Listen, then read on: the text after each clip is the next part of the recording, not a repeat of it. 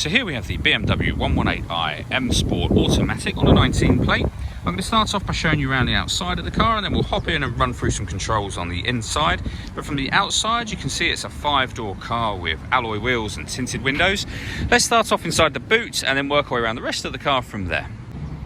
So as we approach the boot, you'll see we have reversing sensors, plenty of boot space as well, along with the 60/40 split folding rear seat should you wish to increase that space even further. Okay, so we're just going to work our way back round to the front of the car, and then we'll hop in and run through some controls on the inside. Now that we've done a full circle of it though, you can see it's in excellent condition the whole way round. Just briefly before we climb in, I think it's well worth seeing the interior from this exterior point of view. There's plenty to run through on the dashboard, so let's hop in and we'll do that right now. Okay, now that we're inside the car, we're going to start with the dials. On the right hand side we have the rev counter, and on the left hand side the speedometer and fuel gauge. In the middle you can see the total miles for this car, which are 3,469. The information displayed above that can be changed using a button on the end of the indicator stalk for various different bits of trip computing information, or that digital readout for the speedometer that you see being displayed now. If we back out to the steering wheel, on the left hand side we have cruise control and speed limiter, and on the right hand side stereo and phone controls, including voice activation for the phone. So you can hit that button, ask it to dial anyone in your contacts list, and it will do that for you without you having to take your phone from your bag or pocket. That is, of course, once you pair the phone up, and that's done over on the central area just here under the communication heading. Push that button down and pair your phone from there. This car has got, in terms of music, DAB radio, FM radio, AM as well, CD player. We've then also got the ability to stream our music wirelessly via Bluetooth audio. We have USB input too, so you can connect up devices that way.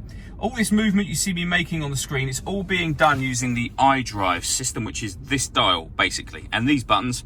But this works almost like a computer mouse, but you rotate it rather than moving it.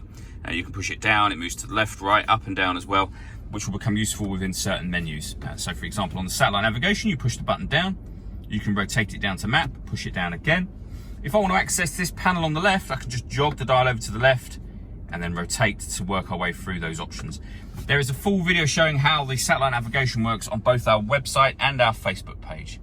Below that, we have the CD player, and we then have air conditioning. So you can determine the direction of the air, the temperature, the fan speed.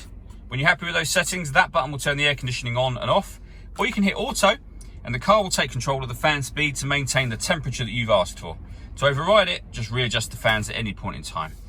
This car's also got heated driver and passenger seats, both with 3 different heat settings each.